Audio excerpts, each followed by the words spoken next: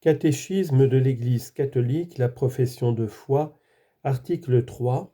Jésus-Christ a été conçu du Saint-Esprit, il est né de la Vierge Marie, suite. 3. Vrai Dieu et vrai homme, suite. Numéro 466. L'hérésie nestorienne voyait dans le Christ une personne humaine conjointe à la personne divine du Fils de Dieu. Face à elle, saint Cyril d'Alexandrie et le troisième concile œcuménique réuni à Éphèse en 431 ont confessé que le Verbe, en s'unissant dans sa personne une chair animée par une âme rationnelle, est devenu homme. L'humanité du Christ n'a d'autre sujet que la personne divine du Fils de Dieu qu'il a assumée et faite sienne dès sa conception. Pour cela, le concile d'Éphèse a proclamé en 431 que Marie est devenue en toute vérité mère de Dieu par la conception humaine du Fils de Dieu dans son sein. Citation. Mère de Dieu, non parce que le Verbe de Dieu a tiré d'elle sa nature divine, mais parce que c'est d'elle qu'il tient le corps sacré, doté d'une âme rationnelle, unie auquel en sa personne le Verbe est dit naître selon la chair. Fin de citation du Concile d'Éphèse.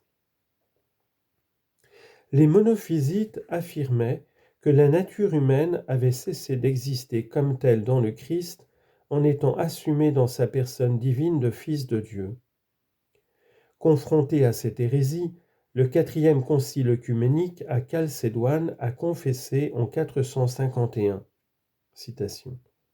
À la suite des saints-pères, nous enseignons unanimement à confesser un seul et même Fils, notre Seigneur Jésus-Christ, le même parfait en divinité et parfait en humanité, le même vraiment Dieu et vraiment homme, composé d'une âme rationnelle et d'un corps, consubstantiel au Père selon la divinité, consubstantiel à nous selon l'humanité, semblable à nous en tout, à l'exception du péché. Confère Hébreux 4,15. Engendré du Père avant tous les siècles selon la divinité, et en ces derniers jours, pour nous et pour notre salut, né de la Vierge Marie, Mère de Dieu, selon l'humanité.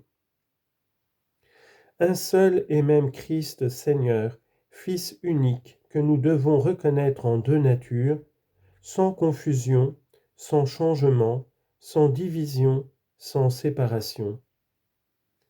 La différence des natures n'est nullement supprimée par leur union, mais plutôt les propriétés de chacune sont sauvegardées et réunies en une seule personne et une seule hypostase.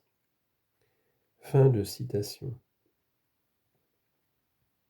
Après le concile de Chalcédoine, certains firent de la nature humaine du Christ une sorte de sujet personnel.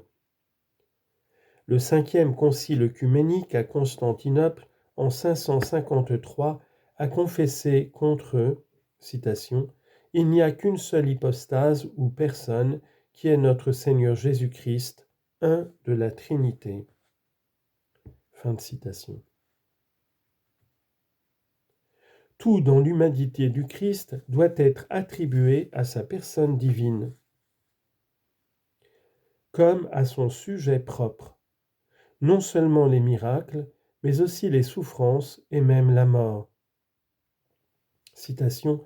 Celui qui a été crucifié dans la chair, notre Seigneur Jésus-Christ, est vrai Dieu, Seigneur de la gloire et un de la Sainte Trinité.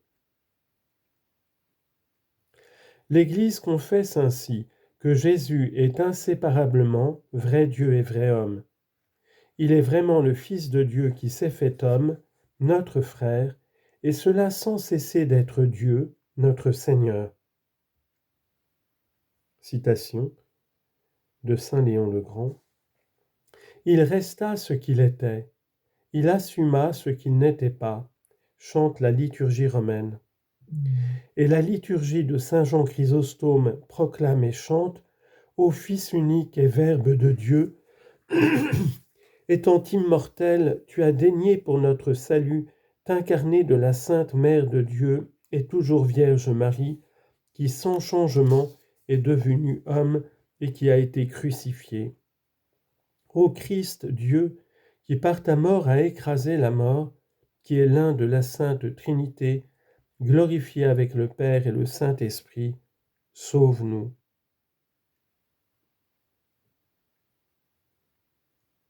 4. Comment le Fils de Dieu est-il homme? Parce que dans l'union mystérieuse de l'incarnation, la nature humaine a été assumée, non absorbée, l'Église a été amenée au cours des siècles à confesser la pleine réalité de l'âme humaine avec ses opérations d'intelligence et de volonté, et du corps humain du Christ. Mais parallèlement, elle a eu à rappeler à chaque fois que la nature humaine du Christ appartient en propre à la personne divine du Fils de Dieu qui l'a assumée.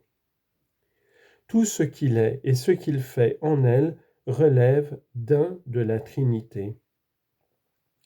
Le Fils de Dieu communique donc à son humanité son propre mode d'exister personnel dans la Trinité. Ainsi, dans son âme comme dans son corps, le Christ exprime humainement les mœurs divines de la Trinité. Confère Jean 14, versets 9 et 10. Citation de Gaudium et Spes. Le Fils de Dieu a travaillé avec des mains d'homme. Il a pensé avec une intelligence d'homme. Il a agi avec une volonté d'homme. Il a aimé avec un cœur d'homme. Né de la Vierge Marie, il est vraiment devenu l'un de nous, en tout semblable à nous, hormis le péché. Fin de citation. L'âme est la connaissance humaine du Christ.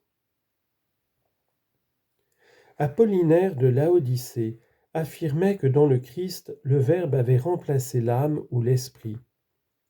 Contre cette erreur, l'Église a confessé que le Fils éternel a assumé aussi une âme raisonnable et humaine. Cette âme humaine que le Fils de Dieu a assumée est douée d'une vraie connaissance humaine. En tant que telle, celle-ci ne pouvait pas être de soi illimitée. Elle était exercée dans les conditions historiques de son existence, dans l'espace et le temps. C'est pourquoi le Fils de Dieu a pu accepter en se faisant homme de croître en sagesse, en taille et en grâce. Confère Luc chapitre 2 verset 52. Et même d'avoir à s'enquérir sur ce que, dans la condition humaine, on doit apprendre de manière expérimentale. Cela correspondait à la réalité de son abaissement volontaire dans la condition d'esclave. Philippiens 2,7. Mais en même temps, cette connaissance vraiment humaine du Fils de Dieu exprimait la vie divine de sa personne, comme le dit saint Grégoire le Grand. Citation de saint Maxime le Confesseur, la nature humaine du Fils de Dieu, non par elle-même, mais par son union au Verbe, connaissait et manifestait en elle tout ce qui convient à Dieu. Fin de citation. C'est en premier lieu le cas de la connaissance intime et immédiate que le Fils de Dieu fait homme a de son Père. Le Fils montrait aussi dans sa connaissance humaine la pénétration divine qu'il avait des pensées secrètes du cœur des hommes. Confère Marc 2, 8, Jean 2, 25, 6, 61, etc. De par son union à la sagesse divine en la personne du Verbe incarné, la connaissance humaine du Christ jouissait en plénitude de la science des desseins éternels qu'il était venu révéler.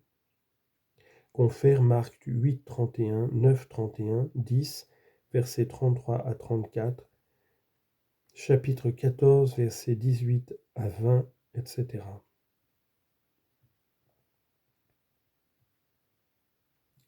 Ce qu'il reconnaît ignorer dans ce domaine, confère Marc chapitre 13, verset 32, il déclare ailleurs n'avoir pas mission de le révéler. Actes chapitre 1, verset 7.